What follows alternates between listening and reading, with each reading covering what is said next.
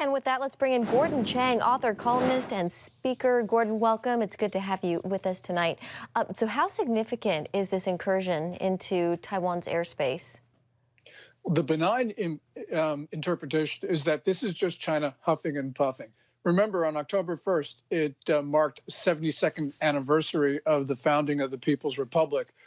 I'm concerned because the Biden administration, although it did issue a statement on Sunday through the State Department, actually has not been taking the same vigor that I think is necessary. So, for instance, we are seeing some military movements on our part in the U.S. Navy in waters around Taiwan. But China is moving much faster. And we know that China is testing the Biden administration because after the fall of Afghanistan, they said they were going to go after Taiwan and that the U.S. wasn't going to do anything about it. And I think that's actually what leaders in Beijing think. So this is an exceedingly dangerous situation. To use your word benign along those lines, in its defense, China describes the flights as nothing more than exercises that celebrate the 72nd anniversary of modern China. Gordon, your thoughts on that? Well, the Taiwan Air Defense Identification Zone, for the most part, is international airspace. And the Chinese just sliced off the southwestern portion of it. So they had a right to be in international airspace. But it is considered to be a provocative act when you enter another country's ADIZ, as it's called, and don't notify them. So this was belligerent, and this comes as pattern. Since the beginning of this year, we've had 600 Chinese planes enter Taiwan's zone. So this establishes a pressure campaign against Taiwan. And that's why we got to be concerned.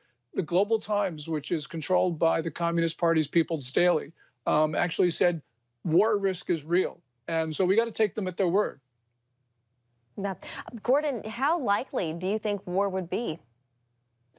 I tend to think that it's not likely, but on the other hand, there are some very disturbing developments at the top of the Communist Party in Beijing. There's a lot of infighting, which means that China can take us by surprise because they're not playing according to the same rules as we are.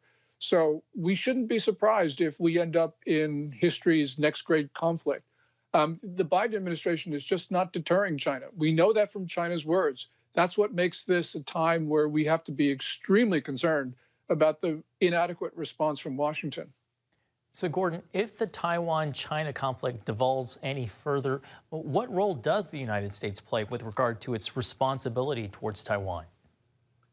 Well, under the Taiwan Relations Act, we do not commit to defend Taiwan.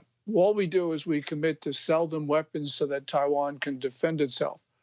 I would hope that the United States would actually come to the defense of Taiwan. And I think that if we were to declare that beforehand, there would not be a conflict because China would not take us on. But the administration is not willing to do that. We have a policy called strategic ambiguity, which means we don't tell anyone what we're going to do. That policy worked in a more peaceful time. It's not working now, which means we need to go to a policy of strategic clarity, telling China, we will defend Taiwan. Gordon, real quickly here, given the fact that the United States didn't do more to deter China when it came to Hong Kong, what do you think the Taiwanese are feeling? The Taiwanese are feeling that a little bit alone. They understand that the United States is their protector. But right now, we don't know what the Biden team will do. It is just very much up in the air. Yeah. All right. Gordon Chang, thank you so much for your insights. We always appreciate them. Thank you, Jenna and John.